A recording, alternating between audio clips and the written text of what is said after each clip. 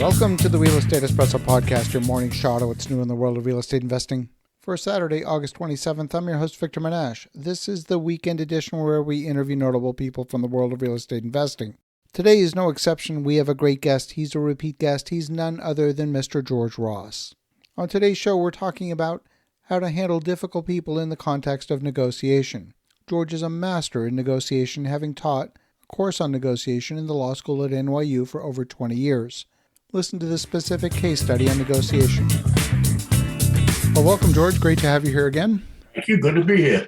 George has been, my goodness, I don't know where to start. We don't want to use the whole call talking about everything that George has done, but in business for, my goodness, 70 plus years, married for close to that long as well, taught at the law school at NYU for over 20 years, worked for Goldman and DiLorenzo for more than a decade, worked for Mr. Trump for 47 years, built a major law practice in New York City, and we're just thrilled to have you here again. Thank you. Glad to be here. George, let's start with something straight out of one of the books that you wrote, Trump-Style Negotiation, which, if I remember, was based on the course syllabus from the lectures you gave at the law school at NYU and the course in negotiation that you taught. And there was one particular part in the book where you were talking about a case study, and I think at the time you were representing Sol Goldman, and you were in negotiation with Bill Zeckendorf, and he was trying to bully you. And you described an almost Dr. Jekyll and Mr. Hyde reversal of behavior, bullying and intimidating in 1 minute, and then sweet as honey in the next.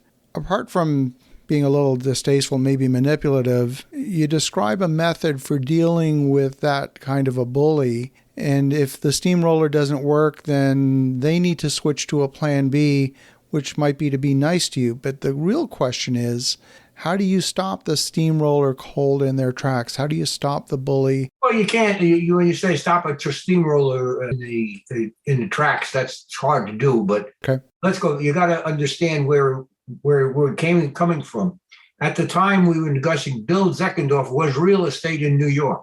He had a huge company called Webb and Knapp, which was a public company, and he was like the guru of real estate. Anything that Bill Zeckendorf touched was going to turn to gold, and he was trustworthy and everything. That was the reputation that he had. And the particular case that we're talking about is I found out that he lied to my client, Goldman DiLorenzo, Sol Goldman, on a very important matter. The important matter was that we had bought a piece of property, a lease from him, with the understanding he could get the consent of the holder, the holder of the mortgage. And he said he could, and there's a lot of money involved. And the truth of the matter was he couldn't and never could, but he hid it.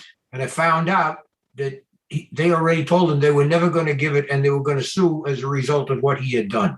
So now when my client was in there for several $1 million and find out that effectively we're dealing with somebody that's totally untrustworthy, not necessarily a thief, but pretty close to it. So that was, what do you do now? So you have to take a firm stand against somebody who's got a huge reputation. So in order to get his attention, had to do something very drastic and basically tell him what we were doing or what we were going to do if he didn't resolve the matter. So it involved at the time that he was supposed to come up and return almost $5 million, which in the 60s was a big amount of money. And he said he didn't have it. Now, what do you do? He said, I'd like to repay you. I know it, but I don't have it.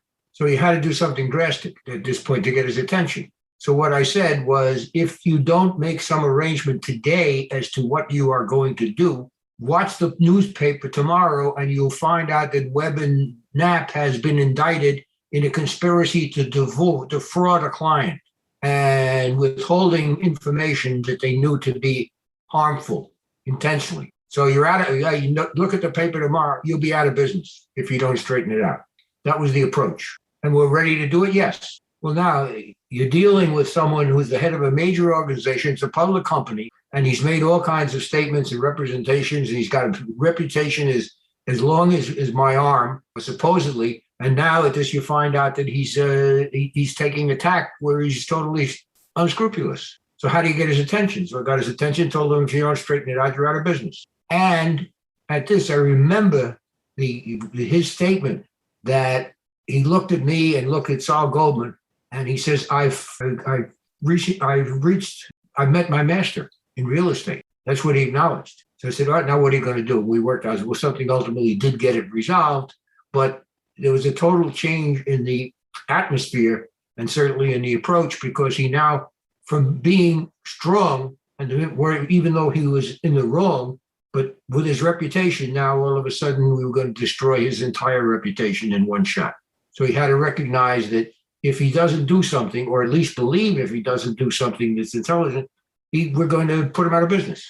And I remember my client, Sol Goldman, said to him, look, Bill, I'm in there for almost $5 million, but I don't want to lose $5 million, but I can lose $5 million. You have your whole company behind you, which is in the neighborhood of somewhere about 500 million, and all kinds of employees, everything. You're out of business. You're not going to do it to anybody else. And that was the threat, and he was going to do it. And that ultimately carried the day. We resolved it, figured out a way to solve it.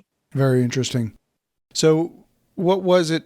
I mean, if he had responded with, go ahead, make my day. No. It's not if. You don't speculate. In other words, I don't know what would have happened. I know what did happen. Sure. In other words, we did make a deal. As difficult as it could be, we did figure out a way to make a deal. At the time, we had like 2 months in order to figure something out before the whole property had a problem, because of the owner of the property, or the major lease, was going to call everything in default. But it had something drastic. Yes, we took an option on another building, the Chrysler building, a whole bunch of things that ultimately got resolved. But I think the lesson to be learned from that particular case study is you have a stronger position than you think you have if you can understand the weaknesses of the other side. They all have weaknesses. There's something that they want to do, but it's meaningful. Maybe it's reputation, maybe it's dollars, maybe it's publicity, who knows? But there's a soft spot, and if you react to that soft spot, if you attack it in a nice manner, they will react to it, because it is. But you have to find it first. But it's always there. There's always some way of communicating with the other side that you're negotiating with. Once you find that out, you're going to have a much easier negotiation. Not necessarily successful, but at least you're going to be you're going to understand one another, and you'll talk with a view towards making a deal or making a situation go away. Well, at least you've recovered your negotiating leverage. Yes. I recovered it.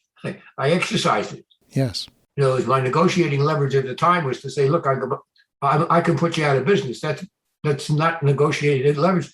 That's a fact. It would have meant my client lost $5 million, but the other side is now out of business, or has lost his reputation, and would be totally devastated as a result of it. Now, also you have to understand the personality. The personality at that time, Zeckendorf was the number one real estate person, huge reputation, and a lot of it was well earned. And he was the fact that he was willing to lie or do things that are certainly inappropriate was not generally known. And all of a sudden, now you come on. So somebody is lily white, and the fair name in the industry, and all of a sudden you're going to destroy him. That was the negotiating position at that time. Very interesting. So, and the reason I was going with the what if question is because we've encountered situations actually rather similar, except the difference is in this particular case, the one I'm thinking of, the other side doesn't seem to be that hung up on protecting their reputation, and seem to be fine. It may not be the reputation, then that's not the weak spot. Got it. Okay. So some of those are weak spot. Because the weak spot, if they're borrowing money from a bank and you destroy their reputation with the bank, that's the weak spot. Somewhere they get their money. Where did they get their money? They're a public company. Where did they get it? What makes that company go? There's something there that you find out that is, if in fact it were attacked, would be devastating. I don't know what it is, but it depends on the situation at the time and what the company is. Now, if a company doesn't care about its reputation, attacking their reputation is not going to be helpful.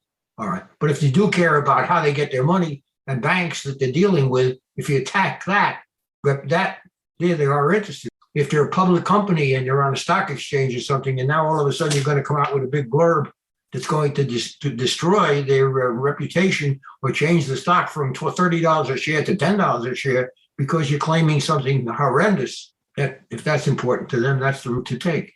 But somewhere there is a weak spot. Fascinating. One of the things that I've learned in this is conventional sales training. Miller Hyman teaches this, that in any negotiation, there's 3 different roles. There's the decision maker. There's a technical role where they're maybe empowered to say no. The analysts, the folks that check the boxes. And then there's a third role, which is even more important than the other 2, and that they call the coach. And this is where the back channel communication happens, where you find out a little bit behind the scenes what's happening on the other side. And I've found that to be helpful in a sales context. No, it's true. It's not only helpful in the sales context, it's helpful in any negotiation. In other words, if I said, if we were talking about let's say a piece of property, and you're looking to sell it and I'm looking to buy it, right? And I said, okay, you want to sell it for $3 million and I'm ready to buy it for the $3 million. Can you guarantee, can we sign a contract? Do you have the authority to sign a contract? Now, I'd like to hear your answer. If it's anything but yes, then I got to get to somebody else. Somebody else has the authority. Now, so somebody else will, hey, wait a minute, at this point, if you don't have the authority at that point, I'm not going to pay $3 million. So I'll give you an offer at that point of $2.5 million. And who do you have to talk to anybody else? Because that's as far as I'll go unless I'm dealing with the person in authority. If we go back to your Bill Zeckendorf example, how did you uncover that weak spot? Was there a back channel? No, not he was the boss. Well, I understand. He was the decision maker. Back channel. But when it came in, how did I discover it? I first approached the situation with his CFO, his financial officer, and told him, here's what I found out. I got to have the money back. You owe me $4 million. Get ready to pay it, or else there's going to be a problem. And he says, well, don't worry about it. Zeckendorf will straighten it out. I said, no, don't give me that.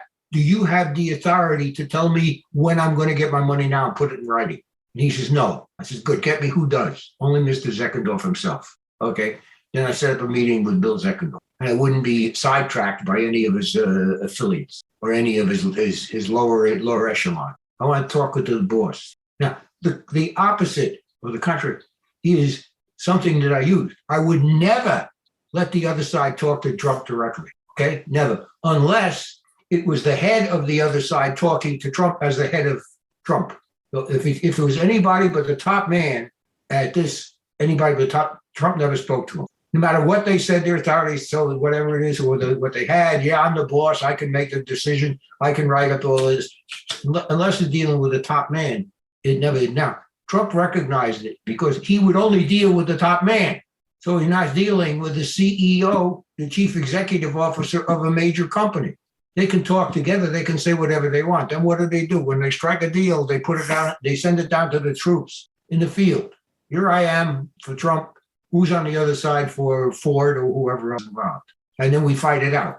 All right. But we do the dirty work and put the deals together. But the deal has been struck by the 2 chief executives. And they don't hear anything more unless there is some impasse that comes up that requires an executive decision. I love it. This is fantastic. There's gold in this story. And I'm thinking that as we go forward on future calls, we'll probably want to take some additional case studies out of your book, out of your course. Yeah.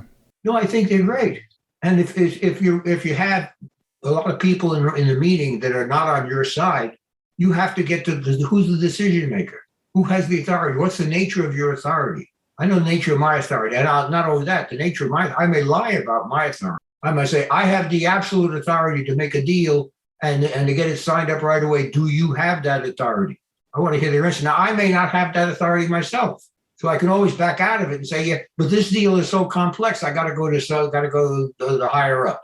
I have to go to Trump or whatever it is. So I made the statement that, yes, I have let's see if they believe it. And the only way that they could prove they believe it is say, let's go and do the contract right now in front of us. Now they're calling out my bluff, right? But it's very rare that they're going to say that unless they have the authority to do it. No, I may take up their statement because it's not a bluff. In other words, I may say, okay, let's go, draw the papers, let's fine, let's do it right now. And let's see if they back out or they don't. In other words, we're testing each other's authority. the level of authority that we have. Fantastic. I love that. Yeah, yeah, that's important in any negotiation, really.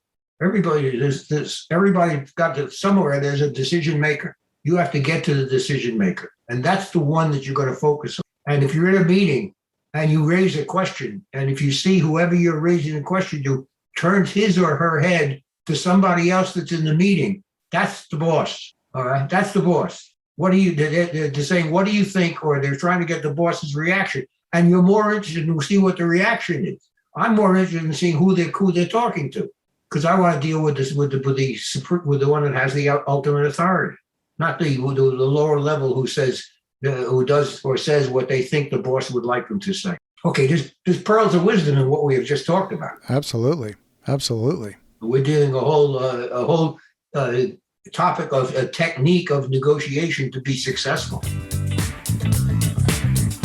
Wow, I love my conversations with George. He has such an extraordinary depth of experience, having gone through hundreds and hundreds of these negotiations in rapid succession with the same clients. He did this for years, long before he became known and started working for the Trump family. He truly became masterful through practice and repetition. As you think about that, have an awesome rest of your day. Go make some great things happen. We'll talk to you again tomorrow.